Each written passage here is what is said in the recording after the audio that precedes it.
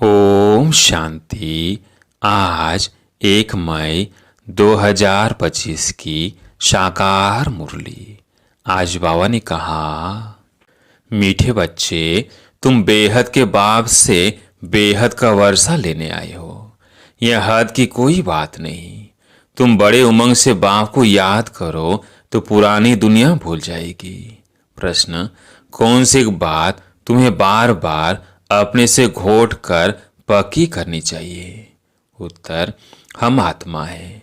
हम परमात्मा बाप से वर्षा ले रहे हैं। आत्माएं हे बच्चे, परमात्मा हे बाप। अई बच्चे और बाप का मिला हुआ है।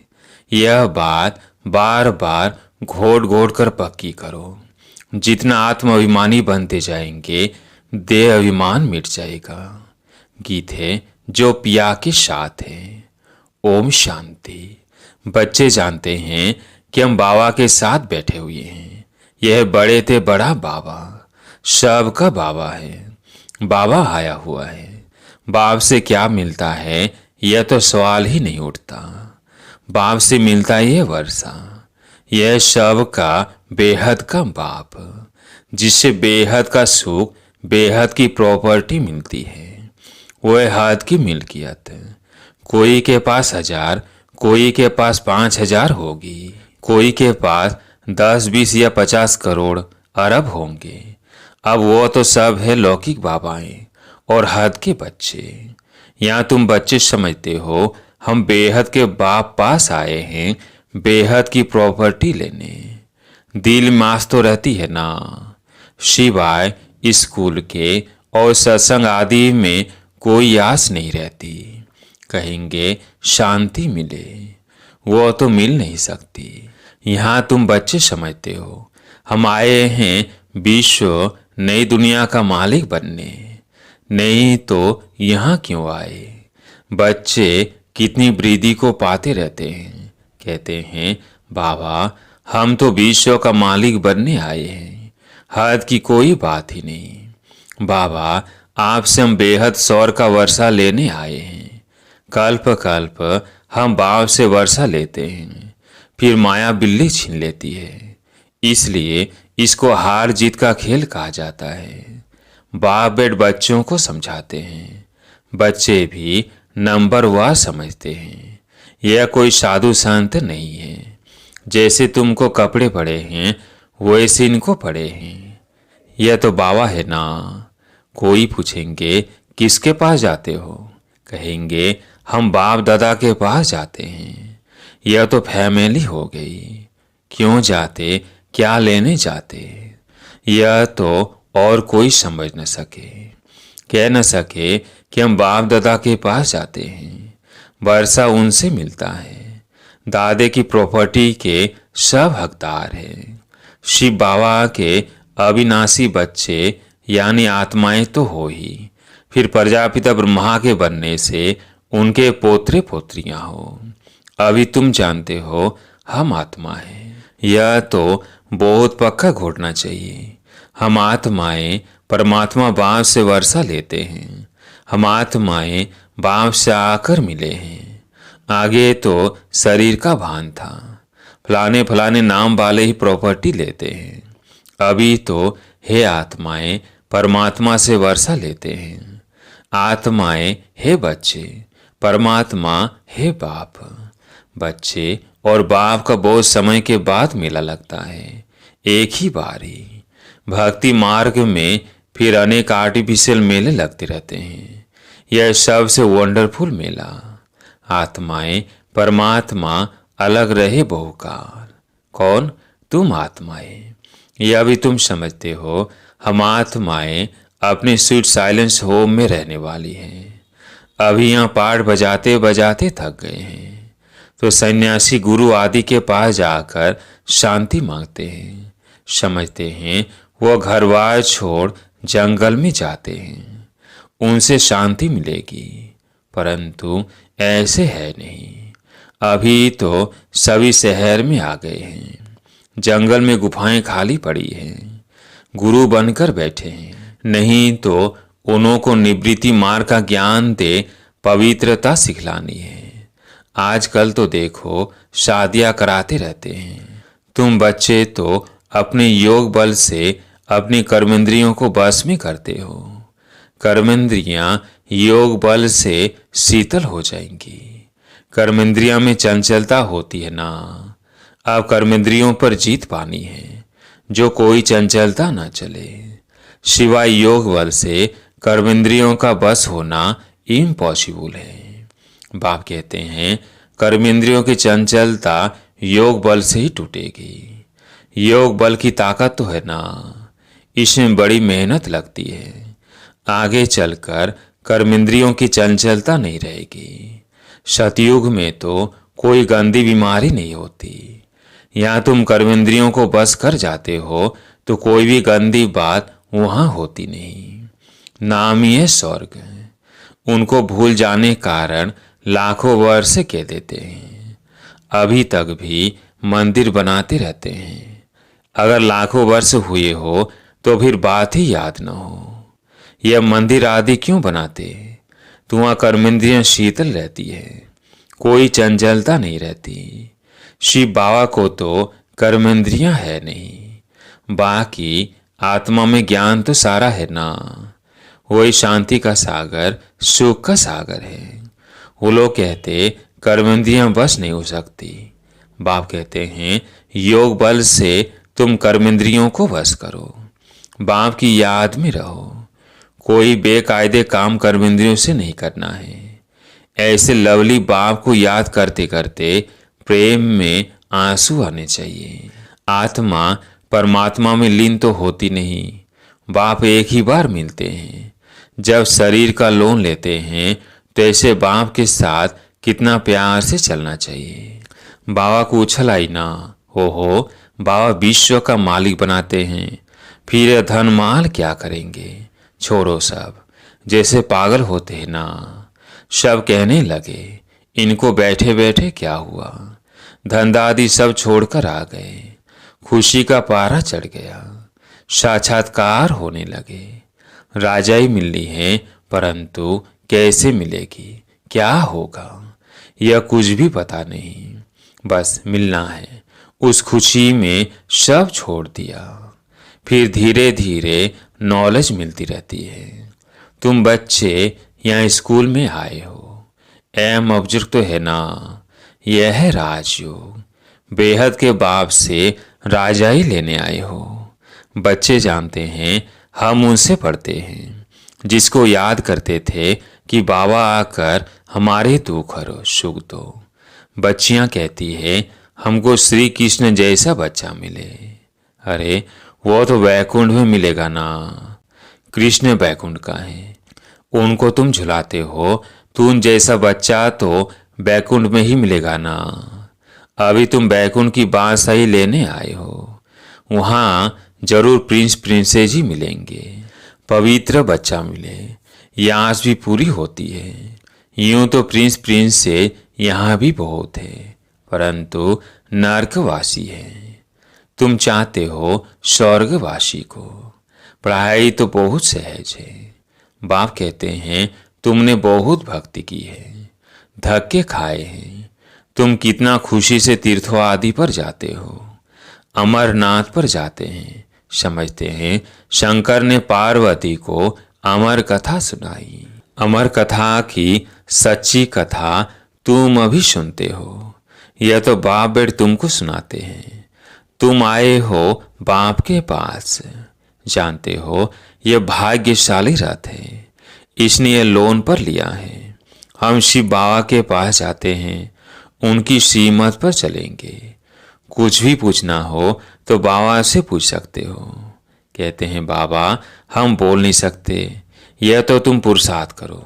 इसमें बाबा क्या कर सकते हैं। बाप तुम बच्चों को श्रेष्ठ बनने का सहज रास्ता बताते हैं। एक तो कर्मेंद्रियों को वश करो, दूसरा दैवी गुण धारण करो। कोई गुस्सा आदि करे तो सुनो नहीं। एक कान से सुन, दूसरे से निकाल दो। जो इविल बात पसंद ना आए उसे सुनो ही नहीं। देखो पति क्रोध करता है, मारता है, तो क्या करना चाहिए। जब देखो पति गुस्सा करता है तो उन पर फूल बरसाओ, हंसते रहो। युक्तियां तो बहुत है, कामेशु क्रोधेशु होते हैं ना। अबलाएं पुकारती है, एक द्रौपदी नहीं सब है। अब बाप आए हैं नंगन होने से बचाने। बाप कहते हैं इस मृत्यु लोक में यह तुम्हारा अंतिम जन्म है। हम तुम बच्चों को शांति धाम ले जाने आया हूं। वहां पतित आत्मा तो जा न सके, इसलिए मैं आकर शव को पावन बनाता हूं। जिसको जो पाठ मिला हुआ है वह पूरा कर अब सबको वापिस जाना है। सारे झाड़ का राज बुद्धि में है, बाकी झाड़ के पत्ते थोड़ी कोई गिनती कर सकते हैं। तो बाप भी मूल बात समझाते हैं, बीज और झाड़। बाकी मनुष्य तो ढेर है, एक एक के अंदर को थोड़ी बैठ जानेंगे। मनुष्य समझते हैं भगवान तो अंतर्यामी है, हर एक के अंदर की बात को जानते हैं। यह सब है अंधश्रद्धा। बाप कहते हैं तुम हमको बुलाते हो कि आकर हमको पति से पावन बनाओ, राजयुग सिखाओ। अभी तुम राजयुग सीख रहे हो। बाप कहते हैं मुझे याद करो। बाप यह मत देते हैं ना। बाप की श्रीमत और गत सबसे न्यारी है। मत यानी राय, जिससे हमारी सदगति होती है। वो एक बाप हमारी सदगति करने वाला है, दूसरा ना कोई। इस समय ही बुलाते हैं, सतयुग में तो बुलाते नहीं हैं। अभी कहते हैं सर्व का सदगति दाता एक राम। जब माला फेरते हैं तो फेरते फेरते जब फूल आता है तो उनको राम के आंखों पर लगाते हैं। जपना है एक फूल को, बाकी है उनकी पवित्र रचना। माला को तुम अच्छी रीति जान गए हो। जो बाप के साथ सर्विस करते हैं उनकी यह माला है। शिव बाबा को रास्ता नहीं कहेंगे। रास्ता कहेंगे तो प्रश्न उठेगा कि कब रचना की। प्रजापिता ब्रह्मा अभिसंगम परि ब्राह्मणों को रचते हैं ना। शिव बाबा की रचना तो अनादि है ही। सिर्फ पति से पावन बनाने लिए बाप आते हैं। अभी तो है पुरानी सृष्टि, नई में रहते हैं देवताएं। अब शूद्रों को देवता कौन बनाए। अभी तुम फिर से बनते हो। जानते हो बाबा हमको शूद्र से ब्राह्मण, ब्राह्मण से देवता बनाते हैं। अभी तुम ब्राह्मण बने हो देवता बनने के लिए। मनुष्य सृष्टि रचने वाला हो गया ब्रह्मा, जो मनुष्य सृष्टि का हेड है। बाकी आत्माओं का अविनाशी बाप शिव तो है ही। यह सब नई बातें तुम सुनते हो। जो बुद्धिवान है वो अच्छी रीति धारण करते हैं। आहिस्ते आहिस्ते तुम्हारी वृद्धि होती जाएगी। अभी तुम बच्चों को स्मृति आई है। हम असुर देवता थे, फिर 84 जन्म कैसे लेते हैं। सब राज तुम जानते हो। जास्ती बातों में जाने की दरकार ही नहीं है। बाप से पूरा वर्षा लेने के लिए मुख्य बात बाप कहते हैं, एक तो मुझे याद करो, दूसरा पवित्र बनो, सौदर्शन चक्रधारी बनो और आप समान बनाओ। कितना सहज है, सिर्फ याद ठहरती नहीं है। नॉलेज तो बड़ी सहज है। अभी पुरानी दुनिया खत्म होनी है, फिर सतयुग में नई दुनिया में देवी देवताएं राज्य करेंगे। इस दुनिया में पुराने ते पुराने ये देवताओं के चित्र हैं, वह इनों के महल आदि है। तुम कहेंगे पुराने ते पुराने हम विश्व के महाराजा महारानी थे। शरीर तो खत्म हो जाते हैं, बाकी चित्र बनाते रहते हैं। अब ये थोड़ी किसको पता है, ये लक्ष्मी नारायण जो राज्य करते थे वो कहाँ गए। राजा ही कैसे ली। बिरला इतना मंदिर बनाते हैं परंतु जानते नहीं। पैसे मिलते जाते हैं और बनाते रहते हैं। समझते हैं यह देवताओं की कृपा है, एक शिव की पूजा है। अव्यभिचारी भक्ति, ज्ञान देने वाला तो ज्ञान सागर एक ही है, बाकी है भक्ति मार्ग। ज्ञान से आधा कल्प सद्गति होती है, फिर भक्ति की दरकार नहीं रहती। ज्ञान, भक्ति और वैराग्य। अब भक्ति से पुरानी दुनिया से वैराग्य। पुरानी अब खत्म होनी है, इसमें आसक्ति क्या रखे। अब तो नाटक पूरा होता है, हम जाते हैं घर, वो खुशी रहती है। कई समझते हैं मोक्ष पाना तो अच्छा है, फिर आएंगे नहीं। आत्मा बुद्ध बुदा है जो सागर में मिल जाता है।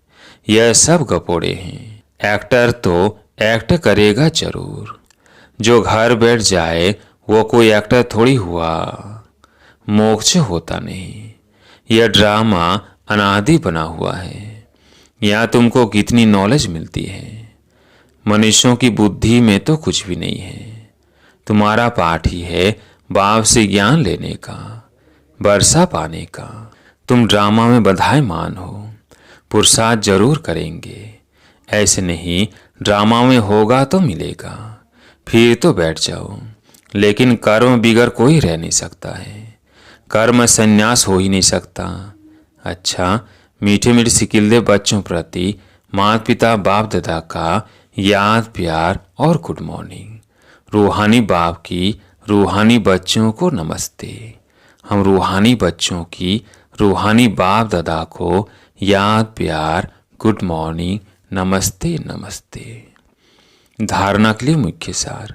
पहला पॉइंट, योग बल की ताकत से अपनी कर्मेंद्रियों को शीतल बनाना है, बस में रखना है।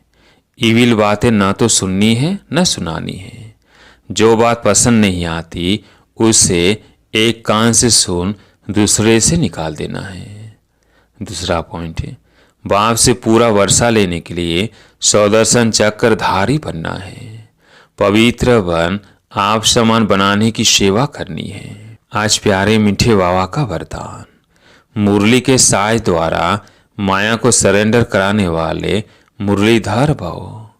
मुरली के साज द्वारा माया को सरेंडर कराने वाले मुरलीधर भव। मुरलियां तो बहुत सुनी है, अब ऐसे मुरलीधर बनो जो माया मुरली के आगे नेछावर यानी सरेंडर हो जाए। मुरली के राज का साज अगर सदैव बजाते रहो तो माया सदा के लिए सरेंडर हो जाएगी। माया का मुख्य स्वरूप कारण के रूप में आता है। जब मुरली द्वारा कारण का निवारण मिल जाएगा तो माया सदा के लिए समाप्त हो जाएगी।